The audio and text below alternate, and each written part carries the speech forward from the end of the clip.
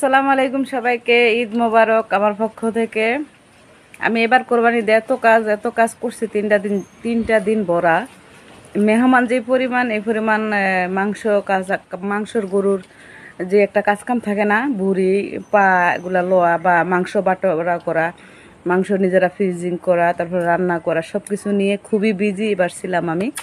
তার জন্য হচ্ছে একটা নতুন কাপড় ঈদের পরতে পারি না, একটু ঘর থেকে বেরও হইতে পারলাম না।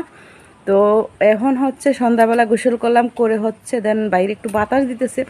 তো ঈদের দিন থেকে ধরে এত পরিমাণ রোদ দিতেছে যা বলার বাহিরে। আর এই রোদের কারণে প্রচণ্ড পরিমাণ গরমে গলাটাও বসে গেছে আমার মতো, জানি না কার কার গলা বসে গেছে ঠান্ডাতে। মানে প্রচুর পরিমাণ গরমে ঘামছি, যে ঘামে গলাটা বসে গেছে আর কি গরম থেকে। তো এখন হচ্ছে আল্লাহর অশেষ রহমতে 3 দিন পরে সারাদিন রোদ দিয়ে সন্ধ্যার পরে বাতাস দিছে, আল্লাহর বেহেস্তি বাতাস, রহমতি বাতাস। আলহামদুলিল্লাহ, আল্লাহ পাক চাইলে কিনা সম্ভব, সব কিছুই সম্ভব এই আর কি। তো প্রচুর পরিমাণ বাতাস দিতেছে বাহিরে, তাই হচ্ছে চেয়ার নিয়ে বাহিরে একটু বসলাম। আর ভাবলাম যে বাহিরে আলো যখন আছে, বাহিরে লাইটটা জ্বলতেছে, তো একটু ভিডিওটাও করে নেই। নতুনটা জামা পড়ছি, এটা রাফিউজের জামা, ঈদের না, ঈদের এই 10-12 দিন আগে বানাইছিলাম, দুইটা একসাথে। তো এই আর কি পাতলা কাপড় শর্ট হাত দিয়ে বানাইছি, এই যে শর্ট হাত বানিয়ে আনিছি। আমি শর্ট হাতে 3 পিস পরি না সচরাচর, 3/4 বেশি অংশই পরি, কমই পরা হয়ই না বলতে গেলে। তো আকাশে কিন্তু ডাকতেছে, তো মনে হয় রাতের বেলা ঝড় তুফান হইতে পারে। তো এখন প্রচণ্ড পরিমাণ বাতাস দিতেছে আর কি, এই যে এখন বাতাসটা একটু কমছে আর কি। তো কার ঈদ কেমন গেল প্লিজ ভাই বোনরা জানাবেন কমেন্টসের মাধ্যমে। আর আমাদের ঈদ আলহামদুলিল্লাহ ভালোই গেছে, খারাপ না।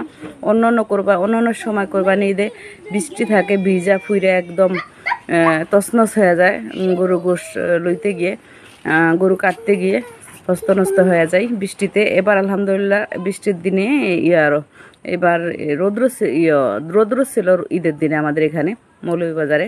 আপনাদের কার স্থানে, কার এলাকায় রোদ ছিল বা বৃষ্টি ছিল একটু জানাবেন। আমাদের এদিকে তো রোদ ছিল, ওই ঈদের দিন থেকে ধরে টানা 3 দিনই রৌদ্র ছিল। তো এখন হচ্ছে সন্ধ্যার পরে বাতাস দিচ্ছে আর কি। তো কে কেমন আছেন, ঈদের মেহেদি পড়ছেন কিনা জানি না, আমিও তেমন পড়ি নাই।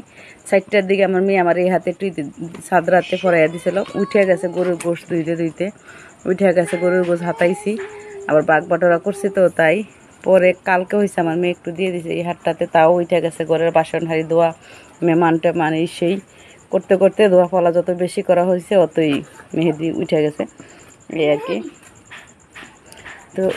তো ঠিক আছে প্রিয় বন্ধুরা, ভালো থাকুন। যারা কষ্ট করে ভিডিওটা দেখছেন তাদের সবার জন্য আমার পক্ষ থেকে দোয়া ভালোবাসা রইল, আন্তরিক শুভেচ্ছা জানাই আমার পক্ষ থেকে, ঈদ মোবারক। তো সবাই ভালো থাকুন, সুস্থ থাকুন, নিরাপদে থাকুন, দোয়া ভালোবাসা রইল আমার পক্ষ থেকে এই আর কি।